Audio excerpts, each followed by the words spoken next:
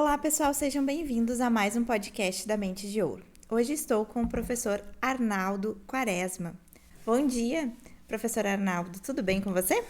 Bom dia, tudo bem? Para mim é uma honra muito grande, gostaria de agradecer o convite e para mim uma satisfação e um privilégio muito grande estar aqui nesse podcast, né, do Mente de Ouro, esse projeto maravilhoso, né, que está contribuindo aí com muita gente. Perfeito, muito obrigada pela tua presença, pela tua disponibilidade de estar aqui em um sábado, né, de manhã, no dia de folga, de descanso. Bem tranquilo. Tranquilo. Então vamos lá, professor Arnaldo, eu gostaria que tu contasse para nós um pouquinho da tua trajetória dentro do direito, como que tu escolheu o direito, né, como curso inicialmente, né, como profissão. Então eu gostaria que tu contasse um pouquinho da tua trajetória para nós. Acho que foi muita influência da minha mãe, né? Inclusive estava comentando que minha mãe, infelizmente, faleceu tem 10 dias, né? Minha mãe era escrivã do Tribunal de Justiça lá do Rio, meu pai é advogado, muito por influência dela, né? Essa questão do direito, do concurso público. Então, acabei indo para o direito, me formando e me aventurando aí nos concursos públicos, né? Passando em alguns, sendo reprovado em outros. Uma trajetória aí muito edificante, muito difícil, mas que valeu a pena cada minuto. Entendi. Então, você tinha duas referências, uma concurseira e um advogado em casa. Sim. E eu te pergunto por que o concurso e não a advocacia? Não, eu, quando era criança, assim, eu ia muito no escritório do meu pai, eu via ele atendendo muita gente, mas o concurso público também é muito no fórum lá, minha mãe me levava lá no cartório onde ela trabalhava, mas o concurso público acabou falando mais forte, o lado do concurso e o lado da estabilidade, da segurança, né? E, claro, também, né, a admiração e o exemplo que eu tinha da minha mãe, então acabou puxando mais forte. Entendi. E qual foi, assim, a característica principal que tu buscou ou que tu percebeu que a tua vocação era para concurso e não para advocacia? Não sei, é uma característica, né? Foram circunstâncias que acabaram acontecendo, né? Então, eu sou de Niterói, no Rio de Janeiro, mas eu morei até meus 20 anos em São Gonçalo, que é a cidadezinha do lado, né? E aí, minha mãe tinha um sonho de voltar a morar em Niterói, enfim, aí a gente se mudou, né? Só que aí, é claro, o custo de vida aumentou e eu me senti na responsabilidade, no caso, na época, minha mãe já estava separada do meu pai, né? Então a gente morou lá em Niterói, a gente via as contas chegando e eu senti na necessidade, assim, de ajudar em casa, né? O que eu pensei na época? Eu já estava fazendo direito e eu pensei, se eu for fazer estágio, se eu for procurar algum órgão, assim, eu não vou ganhar muito para ajudar aqui. Então eu pensei em concurso público, porque querendo ou não, os concursos que eu podia fazer, os cargos de ensino médio na época, pagavam mais, né, do que um estágio, pagavam bem mais do que um estágio. Então, eu comecei com essa intenção de passar num desses concursos e poder ajudar em casa, ajudar minha mãe lá a equilibrar as contas, né? Só que, é claro, são concursos que a concorrência é muito grande, né? Enfim, normalmente são menos matérias que nos outros cargos, mas a concorrência é muito grande. Eu fiz vários, né? Eu fiz uma sequência de várias provas aí de ensino médio, só que demora, né? Porque a concorrência é muito grande, você demora a ser chamado, enfim. Eu só fui chamado praticamente quando eu estava formado em Direito, mas foi uma experiência bacana, assim. Então, mas foi mais ou menos isso, a necessidade, a questão financeira que chamou mais forte. Entendi. Então, basicamente, tu já estava na graduação quando Sim. sobreveio essa vontade, essa necessidade de tu ajudar mais em casa. Sim. E eu te pergunto como que passou a ser ou como eram antes os teus estudos dentro da graduação e como passaram a ser. Houve alguma diferença perceptível da forma que tu utilizava o ensino acadêmico para o estudo de concurso? É completamente diferente, né? Um estudo acadêmico, até o objetivo da faculdade, né? E o estudo para concurso público. Ainda mais na época, né, que eu estava na graduação, que eu focava mais nesses concursos de ensino médio, então não são todas as matérias de direito que caem. Então, costumava cair direito constitucional, administrativo e muita legislação do órgão, né? Lei estadual, lei lá do órgão, lei lá do serviço público, dos servidores públicos, enfim. Então você acaba estudando muita lei que não tem a ver, que você não vai ver na faculdade essas leis, né? Então, são coisas diferentes. Eu me lembro que, na época da graduação, chegava ao ponto de matar a aula, né? De não ir assistir a aula lá da graduação para ficar na biblioteca estudando para concurso público. Então, são questões diferentes que a pessoa tem que avaliar e tem que tentar compatibilizar, né? Entendi. E quando que ocorreu a tua primeira aprovação? Para qual concurso que foi? Tu pode começar a contar para nós esse início? A gente tem que voltar um pouquinho, né? Então, minha mãe, assim, por ser funcionária pública do Tribunal de Justiça lá, ela sempre colocou, assim, digamos assim, muita pilha para eu fazer prova para o tribunal, né? Enfim, aí ela ia nas bancas de jornal, e aí comprava lá aquelas apostilas da banca de jornal, falava, vai estudar e tal. Só que aquilo ali eu não tinha ainda o chamado assim do concurso público, então não levava com tanta seriedade.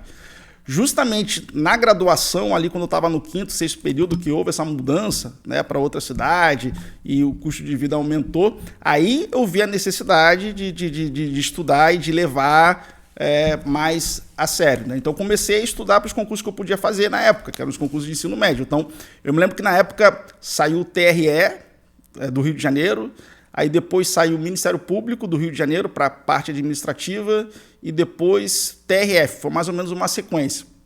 Então eu já estava estudando para o TRE há algum tempo, né? Inclusive cheguei até a diminuir algumas matérias na faculdade, acho que eu fiz 2 ou 3 matérias só para não trancar, justamente para me dedicar mais aos concursos públicos, né? E aí eu fiz a prova do TRE, até fui bem, né? Só que eu fiquei ali mais ou menos longe das vagas, né? Então, eram 200 e poucas vagas, eu fiquei em 300, 400, alguma coisa, né? Enfim. Aí depois pintou o concurso do Ministério Público do Rio de Janeiro. Esse também eu fiquei, eram, não sei, mais 80, 100 vagas, eu fiquei em 300, alguma coisa. E depois o concurso do TRF, né? Mesma coisa, né? Esse eu acho que era para cadastro de reserva e eu fiquei também lá para 200 e alguma coisa. Então, assim, a concorrência era muito grande. Eu me lembro que esse do TRF, que eu fiquei em 200 e alguma coisa, eu acertei 91% da prova. Eu acertei 91% da prova, né? Enfim, fiquei longe ainda, né? Então, foi essa experiência, mais ou menos, essa sequência desses 3 concursos. Só que aí eu já estava no 7º período, já estava no 8º, por aí. E eu constatei uma coisa, eu falei, não, eu acho que o estudo para concurso de ensino médio está me limitando, porque eu estou estudando só constitucional administrativo, então outras matérias que são importantes, penal, processo penal, que eu já tinha uma afinidade, sempre gostei de direito penal e processo penal, então eu acabo não vendo, acabam ficando para trás, e aí eu deixei ali, eu mudei o foco, eu falei, não vou fazer mais prova para ensino médio, vou tentar agora os concursos de nível superior. E aí, ainda durante a faculdade, ali para o 8º, 9º período, eu comecei a fazer algumas provas assim de analista, de delegado, até de defensor público. Só que, né, quando eu me formei, esses concursos públicos que eu fiz lá no meio da faculdade, eles começaram a me chamar. Então, o Ministério Público chamou. Então, eu me lembro que eu colei grau em janeiro de 2009. Uma semana depois, eu estava tomando posse desse concurso do Ministério Público que eu fiz, na época, mais ou menos no meio da faculdade, né? Só que, é claro, tive que me mudar de cidade. Eu já estava num nível bom assim, de estudo, já tinha feito algumas provas para delegado, estava começando a bater na trave, às vezes ficar por 1, 2 notas, 2 questões na nota de corte. Só que quando eu me mudei, que eu tive que me adaptar, toda uma rotina ali do órgão, né, de compatibilizar ali o trabalho, o estudo, eu confesso que o estudo acabou ficando um pouquinho mais de lado por conta da dedicação ao trabalho. Então eu tive que, né, me readaptar, né? Eu me lembro que eu tinha um carro, eu vendi o carro, né, para pedir exoneração e voltar a estudar, porque eu vi que estava, né, de uma certa forma, não estava conseguindo êxito. Então foi, né, mais ou menos por aí. Entendi. E tu, basicamente, com o passar do tempo, passou na prova para delegado, né? Sim. E tomou posse desse cargo. Tu referiu até, quando a gente estava conversando antes, que foi para o estado do Espírito Santo. Tu poderia Sim. contar um pouquinho sobre essa experiência, como que foi, como que ocorreu essa experiência, o que tu aprendeu lá, tanto no teu desenvolvimento como pessoa quanto profissional, e que, basicamente, tu não parou de estudar e passou depois no concurso de defensor. Ou tu foi chamado depois? Fui chamado depois. Entendi. Essa história é interessante, né? E claro que eu respeito todas as fés, enfim, se você acredita em Deus, não acredita, é ateu, eu respeito assim todas as religiões, inclusive o livre-arbítrio para você não, né, escolher não acreditar em nada. Mas eu devo muito, muito a Deus, assim, porque foi, se eu falo a coincidência que foi, assim, foi uma coisa impressionante, né? Porque, enfim, eu estava já estudando ali para nível superior, e eu comecei a focar em delegado e em defensor. Claro que eu fiz várias provas de concurso, meu perfil de concurso é generalista, abria prova, eu fazia, fiz prova até para auditor do trabalho, já fiz prova. Mas eu comecei a focar mais nessas duas, delegado e defensor, porque eu vi que não tinha necessidade da atividade jurídica dos 3 anos, como, né, tinha para o MP, para a magistratura, e eram provas que tinham essa questão do penal e do processo muito forte. Então eu fiz várias provas assim, de delegado e defensor, fiz Minas, fiz São Paulo, enfim, fui aí rodando Espírito Santo, Rio de Janeiro, Bahia, fiz prova para defensor da Bahia, fui fazendo Rio Grande do Sul depois. Então foram 2 carreiras assim que eu comecei a fazer muita prova e ir bem nas provas, assim, bater na trave, enfim. E aí eu me lembro, é como se fosse hoje, por isso que eu estava falando de Deus, né? Que coincidiu na minha prova física do TAF do delegado ser no mesmo dia que a segunda fase da defensoria, e eram em estados diferentes. Uma era no Espírito Santo, outra era no Rio de Janeiro. E eu tive que fazer uma escolha, né? Enfim, e eu optei, porque a prova de defensor você tinha outras fases depois, você tinha prova oral, prova de tribuna, né? E do de delegado eu já tinha feito as fases, já estava aprovado, era só o TAF, basicamente, né? E aí eu acabei optando pelo TAF, né? E não estudei para a segunda fase da Defensoria Pública, confesso, não estudei. Então eu fiquei me dedicando mais ao TAF, até porque eu estava muito fora de forma, eu precisava perder peso na época, e aí eu contratei um personal, e aí a gente ficava correndo e tal. E aí, enfim, já tinha praticamente descartado a Defensoria Pública do Rio Grande do Sul. E aí, no dia do meu aniversário, aí por isso que eu acho que foi uma coincidência muito grande, né? No dia do meu aniversário, faço aniversário dia 25 de março, saiu o adiamento da prova física no Espírito Santo. Então eu ganhei uma semana para me dedicar, e se a prova fosse na semana passada, eu não teria passado na física, porque eu estava ainda, né? Eu me lembro que eu tinha que correr, eu tinha que fazer abdominal, tinha que fazer barra, tinha que fazer 5 barras, e eu estava fazendo 3, 4, não estava ainda, né? Se fosse naquele final de semana, eu tinha reprovado. E aí, como eu ganhei mais uma semana e eu estava aprovado na segunda fase da defensoria, eu vim aqui no Rio Grande do Sul fazer a prova, né? O que foi bom também, que me tirou aquela pressão, porque como eu não estava estudando especificamente, eu falava, vou lá, né, pelo menos eu vou passear no Rio Grande do Sul, vou fazer a prova.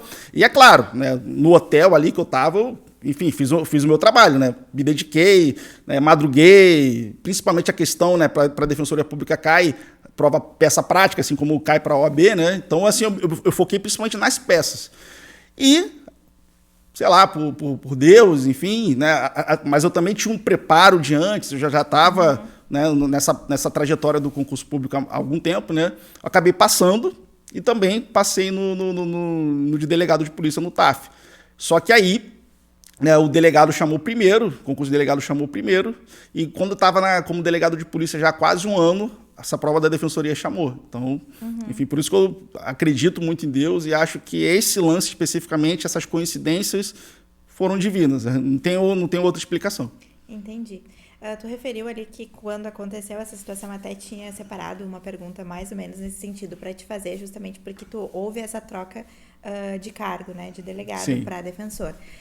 E se outra pessoa que estiver passando por uma situação bem semelhante à tua hoje, o que ela poderia levar em consideração para escolher em qual concurso permanecer? Eu acho que são 2 carreiras maravilhosas. Eu aprendi muito como delegado de polícia.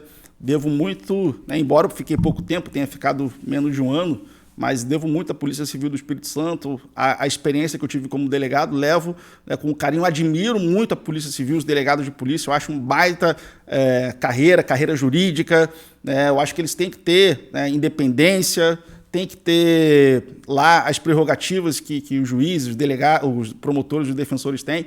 Então, só que assim, não foi assim, né? Eram provas que eu fazia na época de concurseiro ao mesmo tempo. Então eu fazia para delegado e fazia para defensor. E acabei passando nas 2, só que defensor chamou primeiro.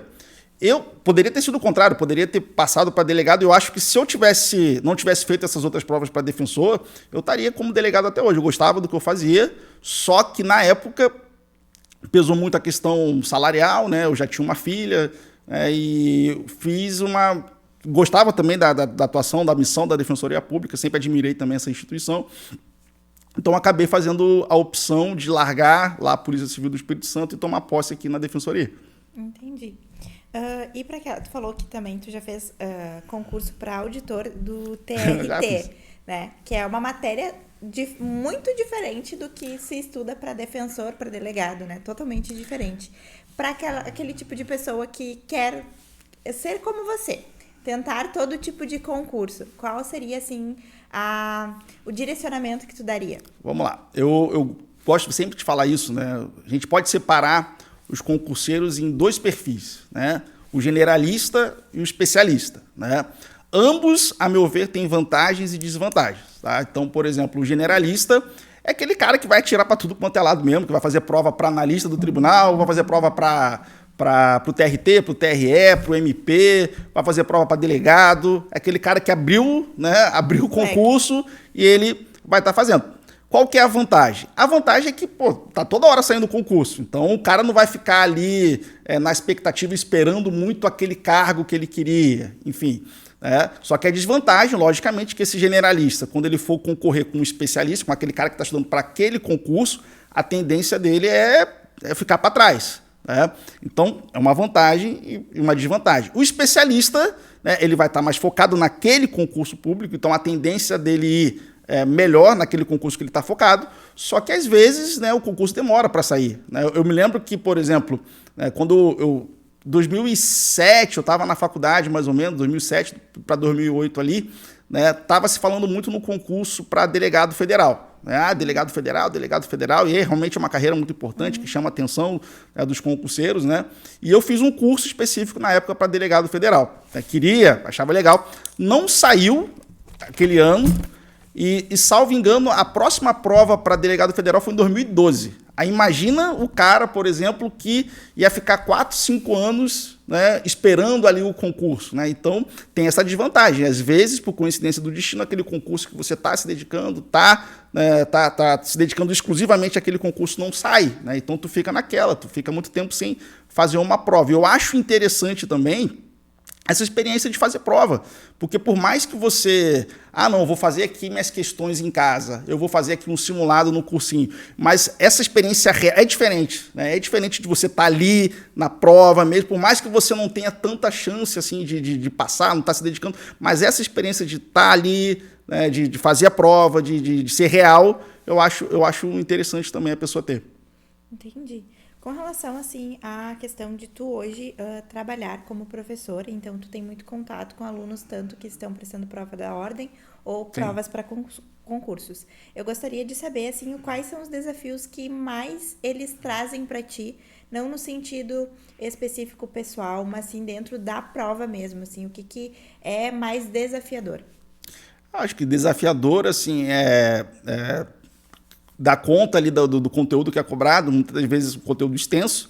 Imagina, por exemplo, prova da OAB, praticamente todas as matérias, né? E agora com a inclusão dessas novas, eleitoral, financeiro, né? Previdenciário.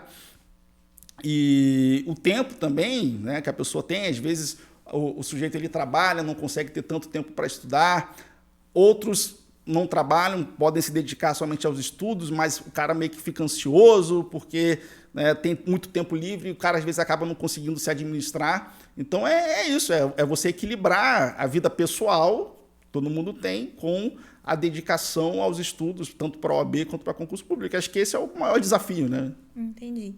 Hoje, se tu fosse dar uma dica para os teus alunos e para o nosso público que está nos assistindo a respeito da segunda fase da OAB em direito penal, qual seria? Eu acho que, né, quem opta pela segunda fase em penal, eu acho que de preferência é uma pessoa que goste do conteúdo. Porque imagina, você vai ficar 2 meses da sua vida específicos ali se preparando para a prova de penal e o sujeito não gosta de penal, assim, não tem uma... Então, assim, eu acho que gostar, porque quando você faz aquilo que você gosta, por exemplo, eu, né, na minha época de concurseiro, de estudo, para mim não era uma obrigação, não via ali como uma tortura, não, vou ter que ficar aqui várias horas estudando. Para mim era um prazer muito grande, ainda mais quando eu descobria alguma coisa que eu não sabia, quando eu lia um livro, lia um manual ali que eu, né, entendia aquele conteúdo, ou uma matéria que eu não tinha nenhuma noção e eu comecei a entender, então eu gostava disso. Então, para mim, não era nenhum tipo de sacrifício. Então, eu acho que quando o aluno já tem uma afinidade com penal, com processo penal, seja porque são matérias que ele se dedicou na graduação, seja porque teve um estágio na hora, mas, enfim, é gostar. Eu acho que ajuda muito quando você gosta do conteúdo. Perfeito. É claro que não é um impeditivo, né? Claro que a pessoa, ela, não gosto, mas eu vou fazer, beleza, né? Mas, né, claro que gostar ajuda. O que a gente escuta muitas vezes, até dos nossos estagiários aqui no escritório, é que o penal acaba repetindo mais as peças. Então, entre civil e penal, acabam optando pelo penal porque as peças acabam sendo mais repetidas do que direito civil, que teria outras opções, né? Uma gama maior de opções. O penal, enfim, para quem não gosta, inclusive, né, uma questão positiva da prova é a questão da facilidade de você identificar as peças, né? Então, realmente, acho que são mais cobradas resposta à acusação, memoriais, razões de apelação, recurso em sentido estrito, agravo em execução, né? Essas 5 peças aí concentram mais de 60%, 70% de todas as peças que já foram cobradas. Então, né, e você consegue identificar essas peças com muita facilidade, né? Então, muito dificilmente você vai errar a peça em direito penal. Então, é um fato positivo, né? Um fator positivo para quem vai escolher penal, né? Então, é justamente isso que você falou. Entendi. Hoje, infelizmente, temos um número ainda grande de reprovações na prova da ordem, né? O que tu, na tua opinião, atribui a isso? É uma falta de estudo durante a graduação? É uma falta de preparo adequado para a prova? É nervosismo? É uma soma de fatores? Mas, assim, o que tu percebe como mais latente a essas reprovações? É uma soma de fatores, né? Um grande número de faculdades de direito, né? Se você for olhar, eu estava vendo esses dias uma pesquisa, acho que no Brasil são mais de 1.200 faculdades de direito, e é um número parecido com o que tem no restante do mundo. Então, são muitas faculdades de direito, algumas sem, porque eu já fui professor de graduação também, já fui professor de faculdade, né? Umas sem condição nenhuma, que vendem ali uma ilusão, né? Enfim, tem isso também que prejudica, né? Tem a questão da ausência do preparo, né, do próprio aluno também. Tem a questão da FGV, que às vezes coloca, né, algumas questões ali complicadas e você vê literalmente que ela não está afim de testar o conhecimento do aluno ali, ver se ele está preparado para a advocacia, mas quer eliminar o maior número de gente possível. Então, eu acho isso complicado também. Mas o que eu diria assim, de dica para os alunos, né? Que eu vejo, né, nos estagiários, né, que eu tive, no contato que eu tive com alunos, inclusive na graduação. A pessoa, ela já tem que abrir, né, o nome, né, abrir a cabeça, enfim, ter um mindset diferente na graduação. Porque muitas das vezes o cara na graduação, ele se preocupa com a graduação, né? Ele se preocupa só com a graduação. Eu quero passar em processo penal, eu quero tirar uma nota boa em penal, e a preocupação dele é essa, né? É concluir a graduação e passar e ser aprovado lá na graduação, né? Eu acho que o aluno tem que pensar lá na frente, né? O aluno lá na graduação, quando ele está estudando aquelas matérias, ele já pensar na OAB ou em concurso público. Então, quanto antes você já se preparar, já vai ajudar. Então, muita gente fala assim, não, eu vou me formar primeiro e depois que eu me formar eu vou ver. Não, né? Já veja antes, já se prepare antes, seja para a OAB, seja para concurso público, eu acho que, né, vai eliminar etapas importantes. E adentrando justamente a esse ponto que tu referiu, né, que é justamente olhar lá na frente, não só objetivar o que está aqui e agora, né, e sim o que tu pretende profissionalmente lá na frente, mas a gente vê ainda muitas pessoas buscando atalhos. E qual o perigo de utilizar atalhos para tentar uma aprovação, tanto na OAB quanto em concurso? Eu acho que falar em atalho, assim, eu não acredito, com todo respeito, em fórmula mágica, né? Eu vejo muita gente falando, não, porque o meu método, porque isso, aí dá um monte de nome para método disso, método daquilo. Eu acho que nada, né, enfim, nada supera a persistência, nada supera ali a dedicação, né, e o que eu chamo de HBC, horas de bumbum na cadeira. Então, quanto mais HBC, quanto mais dedicação, quanto mais estudo, a tendência é você conseguir, né, os seus objetivos. É isso, né? Claro, entendi. Existem também alguns grupos de estudo, né? Tem um pessoal que gosta de estudar em grupo, né? Reúne ali o pessoal que já está há um tempo estudando e começa a estudar para determinado concurso em grupo. O que tu vê sobre essa forma de estudo? Tu acha uma boa? Não? Qual é o teu posicionamento? Eu acho assim, eu tenho uma teoria, né? Eu acho que concurso público e até a prova da OAB também exige muito autoconhecimento. A pessoa tem que se conhecer e ver o que funciona ou não para a pessoa. Né? Então, por exemplo, vai ter gente que vai achar ótima a experiência de estudar em grupo. Né? As pessoas vão se apoiar, vão trocar ali informações. Às vezes tem um aluno lá, por exemplo, um desse grupo que sabe mais penal, então ele vai poder dividir o conhecimento dele, né, com aquelas outras pessoas. Outro sabe mais civil, enfim. Vai ter gente que não vai se adaptar, vai ter gente que vai me atrapalhar estudar em grupo. Então, primeiro, você se conhecer e saber o que funciona para você. Por exemplo, tem gente que eu, na minha época de estudo, quando eu estudava para concurso público, eu acho, por exemplo, né, o cara que estuda em casa tem que ter uma disciplina muito grande, né, porque a possibilidade de mudar o foco ali, de você se perder, é muito grande, porque vai estar ali a tua cama, vai estar ali o teu computador, vai estar ali o celular e tal. O que eu fazia para mim que funcionou muito? Né? Eu vi o estudo como um trabalho. Né? Então, para mim, era um trabalho. Né? Então, eu gostava da coisa de pegar o ônibus, sair de casa, e eu gostava muito de estudar em biblioteca de faculdade, biblioteca de cursinho, enfim. Normalmente, você vai ter um espaço desse na sua cidade, que você vai ter ali a possibilidade de estudar. Então, para mim, funcionou muito. Porque eu acho que se eu ficasse em casa, eu não teria um estudo de qualidade, porque eu ia acabar. Mas tudo isso é autoconhecimento. Se a pessoa tem disciplina para estudar em casa, né, enfim, tudo é válido, né? Então vai muito do autoconhecimento da pessoa. Uhum. Tu referiu antes na tua fala que tu vendeu o teu carro para se exonerar e Sim. estudar, só ficar estudando, para passar no concurso que tu tinha esse objetivo. Eu te pergunto para aquelas pessoas que elas não têm como vender um carro, elas não têm como deixar o trabalho que estão, porque talvez nem sejam concursadas, estejam trabalhando CLT, e mesmo assim elas precisam se dedicar ao concurso. Qual dica tu daria nessa conciliação?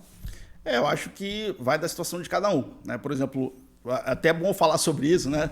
Eu estava no Ministério Público, estava lá um ano, enfim, e aí, tentando voltar aos estudos, tentando me adaptar à rotina dos estudos e tal. E aí eu fiz uma prova para delegado do Distrito Federal nessa época. Aí eu fiquei por uma questão na nota de corte. Então isso foi mais ou menos em dezembro, né? E eu vi que, né, se eu, de repente, tivesse mais horas livres para estudar e tal, de repente eu conseguiria mais êxito. Só que aquilo ali foi um planejamento. Então, assim, não foi assim, eu vou pedir exoneração de uma hora para outra. Então eu me programei, né? Fiquei mais um tempo lá no Ministério Público e, enfim, tinha um carro, mas um carro não era, né, grandes coisas. Vendi para voltar para Niterói, que era a minha cidade, e voltar a morar na casa da minha mãe e estudar. Só que acabou que isso não aconteceu também, porque nesse meio tempo eu fiz uma prova para a Agência Nacional de Saúde, né, que era um cargo temporário, e eu passei, fui aprovado e comecei a trabalhar. Né? Então, eu fiquei 1 mês, 2 meses, vivendo desse sonho de só estudar e logo depois eu arrumei outro trabalho. Né? Então, tive que compatibilizar, sim, o trabalho e o estudo. Né? Eu acho que quando você trabalha e tem que estudar, tem uma vantagem, porque o seu estudo tem que ser mais direcionado, tem que ser mais objetivo. Então, você sabe que você vai ter menos horas líquidas no seu dia, mas que aquelas horas líquidas têm que render. Né? Então, você já, né, se acostuma a essa rotina de acordar cedo, de sair de casa, então você já está meio que na atividade. Às vezes, o cara que tem um tempo livre, né, ele vai ficar procrastinando, vai ficar enrolando. Então tem tudo isso também. Tem vantagens e desvantagens, mas é a pessoa se adaptar e fazer o melhor possível dentro da sua condição naquele momento. Né? Então, por exemplo, uma coisa que eu acho errado, muito concurseiro, muito OABeiro, eu acho errado, por exemplo, você se comparar com outra pessoa. Falar assim, o fulano de tal está estudando há 3 anos e não passou ainda. Eu estou estudando há 1 e passei, ou vice-versa. Eu estou estudando há 5 anos e meu amigo começou a estudar depois de mim e passou. A realidade dele é diferente. A sua realidade é uma. Então você tem que fazer o seu melhor possível dentro das suas condições. Então, se você trabalha e estuda, você vai fazer o melhor possível dentro das suas condições. Então, se compare consigo mesmo. Eu poderia estar fazendo melhor do que eu faço hoje? Ou não? O que eu poderia fazer a mais para melhorar, né, na minha situação hoje? Sendo você só estudante ou sendo você que trabalha, tem a rotina, tem inclusive filhos, né? Então, tenta fazer o seu melhor, é isso. Um ponto importante até nessa fala que tu levantou agora é no sentido também do Instagram, né? Que hoje no Instagram, são fórmulas mágicas vendidas, em 30 dias tu tá aprovado. Não existe. É realmente, tu tem que ter conhecimento, tu não vai enriquecer na advocacia de uma hora para outra. É um processo, isso depende de muitos fatores, né? De tu trabalhar muito para conseguir lá na frente conquistar um número de clientes, fechar um número de contratos. Claro. Então, tudo não é de um dia para noite. Então, é fantasiosa essa ideia, não acontece dessa maneira. E eu realmente não conheço ninguém que aconteceu dessa maneira, né? Acho que, assim... Cara, às vezes ganhou na Mega Sena ali, aí... Isso até tudo bem, né? Esconde que ganhou na Mega Sena e fala que aquilo ali é tudo com... Mas, enfim, né? Como fazer o direcionamento do estudo conforme a banca? Você observando as provas anteriores, fazendo questões daquela banca e com o tempo você vai adquirindo o conhecimento daquela banca, né? Então, sabe que prova CESP é de um jeito, FGV de outro, a FGV tem muito caso concreto, né? Outras bancas, como o VUNESP, por exemplo, muita literalidade de lei. Então, com isso você vai moldando, né? Então, a tua expertise naquela banca. Então, você fazer prova, não adianta, né? Você fazer prova e estudar questões daquela banca. Entendi. Fazer o estudo da letra fria, né, é muito importante. Sim. Mas como fazer essa divisão dentro de um planejamento para estudo? Eu acho o seguinte, né, dentro do concurso público, a letra da lei, né, claro que é importante você estudar a jurisprudência, claro que é importante, né, você estudar, de repente, ali uma doutrina quando você está em dúvida naquele instituto, mas não se aprofundar muito. Mas a lei seca dentro do concurso público ela é importante, né? Inclusive até quando se fala em jurisprudência, né? Claro que às vezes o tribunal ele vai mudar, assim, basicamente vai ter uma interpretação diferente do que está na lei. Mas na grande maioria das partes o tribunal, ali, o Poder Judiciário, vai aplicar o que está na lei, né? Enfim, então o estudo da lei, né, seca é importante, com certeza. Então, importante você, assim, ter o hábito, né, de pegar o código, pegar a letra da lei, folhear, dar uma olhada, e marcar, principalmente bancas, né, como o VUNESP, que cobram literalidade da lei, você vê ali um salvo, né, então alguma coisa ali, porque assim, a gente, como eu já fui concurseiro, né, hoje como professor, então assim, eu já olho a lei, eu já vejo a maldade ali, porque eu já penso na condição de examinador, eu falo, se eu fosse examinador, eu tirava esse detalhezinho aqui e cobrava, então eu já tenho essa expertise. Então, com o tempo, você vai saber, né? Entendi. Com relação aos estudos e a utilização da inteligência artificial, qual o teu posicionamento sobre isso? O que tu vê que pode contribuir, mas também pode prejudicar os concurseiros ou estudantes? Eu acho que a inteligência, tudo aquilo que vem para somar, né, é importante, mas eu acho que a inteligência artificial não vai substituir, né, os seus estudos, né? Claro que você pode utilizar para melhorar ali, você usar a inteligência artificial para selecionar algumas questões e tal, mas ainda, né, não vai substituir totalmente, né? Então, acho que você não pode ficar só na inteligência artificial. Acho que você tem que usar ela a teu favor, mas não depender somente da inteligência artificial. Entendi. Hoje, se tu fosse elencar os principais erros dos concurseiros iniciantes, quais seriam? Eu acho que, por exemplo, né, é importante você ter um cronograma, porque senão a tendência é você estudar só as matérias que você gosta. Por exemplo, eu gosto muito de direito penal e processo penal. Então, a tendência, né, querendo ou não, é eu me dedicar àquilo que eu mais gosto, né? E outras matérias que eu não tenho tanta afinidade, mas que são importantes, eu acabo não vendo. Então, um cronograma é importante porque ele objetiva, né? Mas, é claro, tem que ser um cronograma possível, dentro da sua realidade. Então, você tem... É claro que normalmente os cursos oferecem cronograma, mas, assim, é importante, mas você também tem que ver a tua realidade. Se você tem mais tempo para se dedicar, se você trabalha, se você só estuda. Então, você montar um cronograma que seja possível de você executar aquele cronograma e você ter um comprometimento e um compromisso para você cumprir aquilo, dentro das suas possibilidades. Porque, é claro, às vezes o cara não cumpre aquele cronograma, ele fica frustrado e isso acaba prejudicando depois o estudo. Então, montar um cronograma, estudar aquela banca, ver questões de provas anteriores, né? Enfim, e ter um estudo mais direcionado, eu acho. Entendi. Com relação ao edital, como organizar o estudo do edital, né? levando em consideração as matérias que se detém um conhecimento maior e aquelas que nunca se viu, talvez, dependendo da lei que foi indicada ali, do concurso que está se fazendo. Como elencar prioridades dentro do edital? Você vai olhar ali o edital, vai ver como que está organizado aquele conteúdo dentro do edital. Então, por exemplo, são 100 questões, 40 são de português, 10 são de penal, ou 5 de penal, digamos que, né, 5 de penal, e, enfim, o resto ali, raciocínio lógico, informática. Então, você vai montar um cronograma e vai se dedicar, claro, àquelas matérias que pontuam mais, né, que você tem ali um custo-benefício maior. Então, não adianta nada eu perder todo o meu tempo estudando direito penal, se essa banca só cobra 5 questões de direito penal, se outras matérias são mais importantes. Mas também você tem que adaptar isso à sua realidade. Então, por exemplo, tem matérias que você está mais avançado e tem matérias que são importantes que você precisa evoluir mais. Então, você ajustar isso à sua realidade. Aquelas matérias que você não tem tanta afinidade, mas que são importantes, você tem que se dedicar e tem que estudar. Entendi. Com relação ao foco para os estudos, né? Tu falou sobre procrastinação antes, sobre persistência. Como manter essa chama, né, essa vontade de passar num concurso público acesa?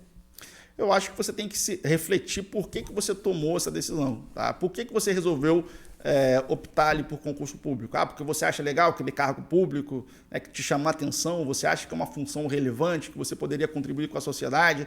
Então, teu sonho é ser policial, teu sonho é trabalhar no tribunal, teu sonho é ser delegado, seu sonho é ser promotor. Então, se pensar primeiro por que você tomou aquela decisão.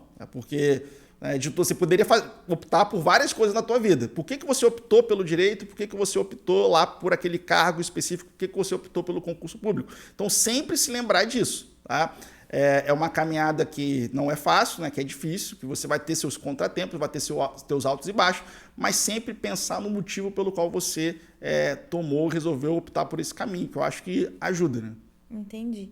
Com relação à frustração de uma reprovação, né? Talvez a pessoa passe um determinado período focado, né? É um concurseiro especialista, então estava focado em um concurso específico e não aconteceu aquilo que ele gostaria que acontecesse, que era a aprovação, e veio a reprovação. Como lidar com isso e como manter o foco para o próximo concurso? Vamos lá, é uma das desvantagens e vantagens quando a gente fala ali do generalista e do especialista. O especialista, como ele se dedica mais àquele concurso, e se dedicou por mais tempo àquele concurso específico, obviamente, se ele for reprovado, a frustração vai ser maior. Diferente do generalista que está tirando para tudo quanto é lado, se ele não passa nenhum, ele vai continuar o jogo e vai continuar estudando, enfim. Então, é você administrar, você, claro, tirar ali um dia para ficar triste, para você ver, mas no outro dia já voltar e tentar fazer uma análise do que não funcionou, qual que foi o problema, o que faltou? Né? Faltou foi um estudo, em qual matéria que foi, o que faltou dentro do seu planejamento. Então, você refletir de forma séria sobre isso e tentar mudar, e tentar, enfim, modificar isso e melhorar. Entendi. Mas claro, a gente sabe que é difícil, principalmente eu já tive essa experiência ali de você ficar por uma questão da nota de corte, né? Ou de você...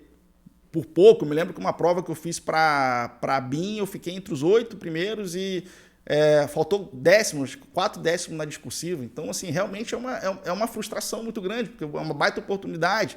Mas pensar que coisas melhores vão vir, né, que outros concursos, outros cargos melhores vão vir e continuar tentando não desistir, porque você não pode desistir. A tendência se você continuar estudando, se dedicando, uma hora vai. Né? Agora, você... desistir, o outro cara vai pegar teu lugar, né? O que não pode é isso. Entendi. Com relação à Defensoria Pública em si, gostaria que tu contasse para nós um pouquinho como que é, né, o teu trabalho na Defensoria, a tua rotina de trabalho lá, também a quantidade de demanda que tem lá, né? Não sei se tu atua em uma matéria específica hoje ou não dentro da Defensoria, mas que tu nos contasse um pouquinho, né, como que é a carreira de defensor público. Uma carreira assim maravilhosa, né? Eu gosto muito e não me vejo hoje em outra instituição. Então, são mais de 10 anos, né, de defensoria pública.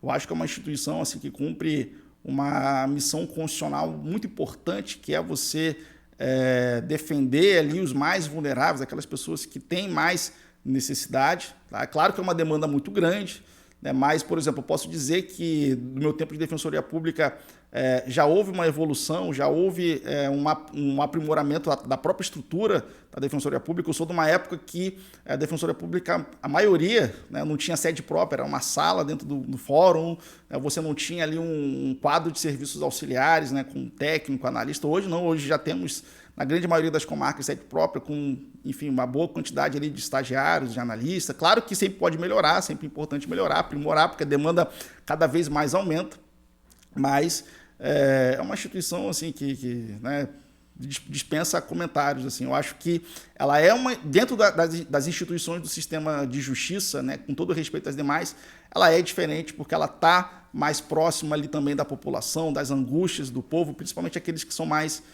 necessitados. Né? Hoje, eu sou titular da primeira defensoria lá de Santa Cruz do Sul, trabalho basicamente com direito penal, né, na primeira vara criminal, titular também da defensoria que atua no júri, mas também lido ali com execução fiscal, com questões tributárias. Eu até brinco, né? Você vai passar para a Defensoria Pública, você acha que só vai ter penal? Não, tu vai ter família, vai ter direito civil, vai ter direito até tributário, né? Vai cair no seu colo. Então, enfim, a Defensoria Pública te permite muito isso, esse contato, né? com várias áreas do direito, não fica limitado a uma área só.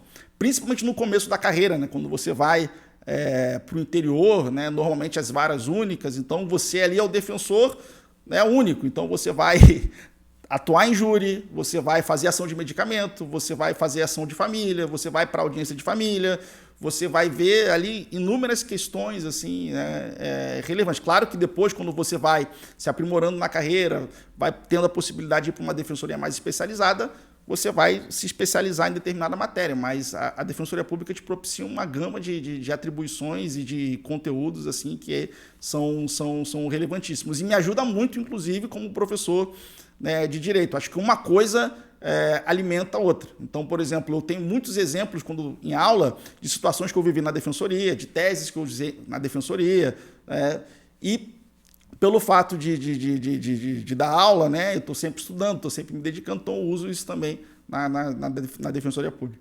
Entendi. Pelo número de processos, pela quantidade e massificação que a gente tem hoje dentro do judiciário, eu te pergunto como que tu busca entregar um bom trabalho como defensor, no sentido de delegar para os seus estagiários, assessores, enfim, que trabalham conjuntamente ali contigo e que efetivamente podem te auxiliar na entrega de uma boa prestação jurisdicional.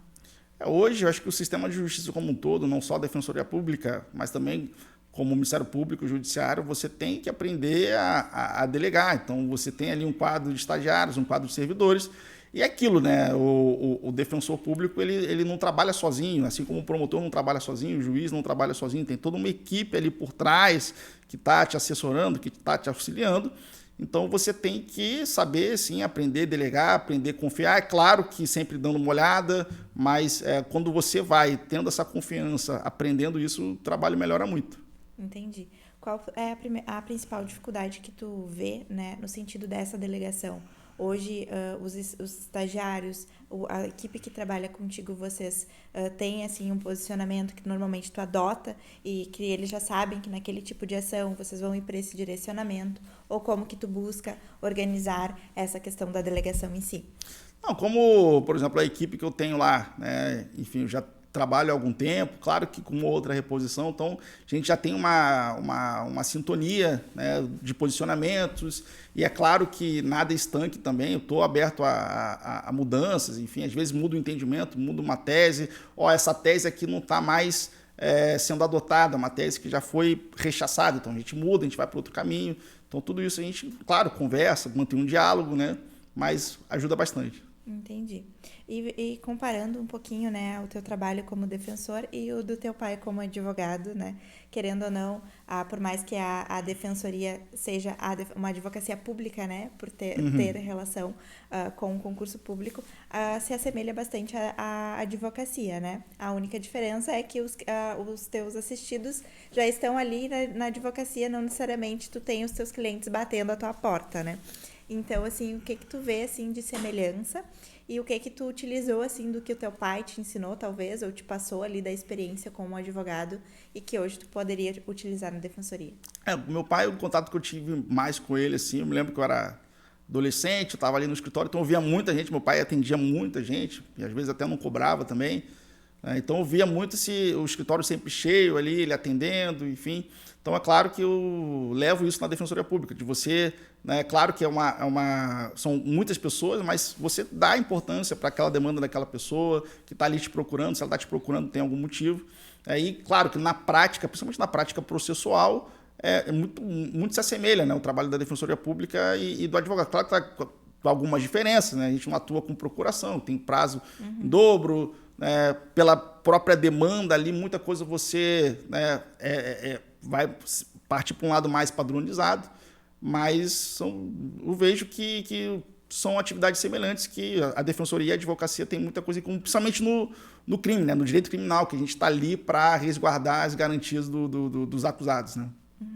Hoje tu pensaria em se exonerar para adentrar a advocacia, não? Não, hoje eu não me vejo, né, porque eu preciso muito da Defensoria Pública, eu me sinto bem fazendo trabalho na Defensoria Pública e claro que, né, mas hoje eu não penso, não. Eu te pergunto porque às vezes acontece, né, de alguns colegas se exonerarem Sim. com algum tempo, né, Tem casos, né, a gente aventurarem na vê, advocacia. já conheço, assim, defensores públicos que exoneraram, foram para a advocacia, até, enfim, promotores, né, juízes, né, Sim. enfim, é um caminho que se apresenta para algumas pessoas, né? Às vezes o cara, ele começou a vida, ele pensou sempre na carreira pública, não pensou em advogar e, enfim, certo detalhe da vida resolveu advogar, que achou que era melhor, ou vice-versa, né? Eu conheço também muitas pessoas que advogaram e queriam advogar, não queriam saber de concurso público, ficaram vários anos na profissão, 10, 15 anos na advocacia e depois quiseram partir para o concurso público. É questão ali da vida de cada um e do que ela pensa ali, né? Até para busca da felicidade. Acho que a pessoa tem que buscar a felicidade. Se você está num órgão público, fez um concurso, não está satisfeito, não está sendo valorizado, acha que você pode render mais,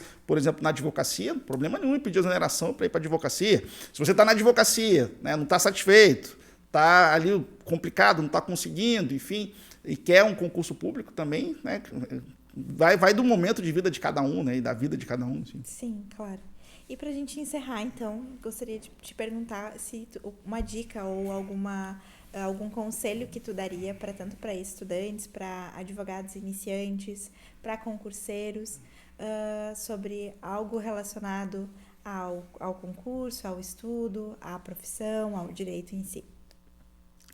O direito é uma área muito grande, né? Você tem várias carreiras dentro do direito, né? Te propicia realmente inúmeras possibilidades. Então, você tem que saber qual daquilo, quanto mais você se conhecer, quanto mais você saber o que você quer, onde você quer chegar dentro do direito, eu acho que ajuda você ter esse adiantamento de você saber o que você quer dentro do direito. Se você quer advocacia, né, quanto mais cedo você descobrir isso, ajuda. Então, por exemplo, tu está lá na graduação, está fazendo faculdade e quer ser advogado. Então, você já vai fazer ali, né, um estágio, vai procurar escritório de advocacia, já vai conhecendo gente, que isso é importante também, né? Você conhecer pessoas, ter exemplos dentro da advocacia. Não me vejo dentro da advocacia, eu quero trabalhar num órgão público, quero ser promotor de justiça, quero ser juiz, quero ser defensor. Então, busque, né, o estágio nesses órgãos públicos. Então, quanto mais cedo você ter essa visão e saber o que você quer dentro do direito, né, é importante, porque assim, eu vejo muito isso, né? O cara não sabe o que quer da vida, né? Enfim, vou fazer direito porque eu não sei, né?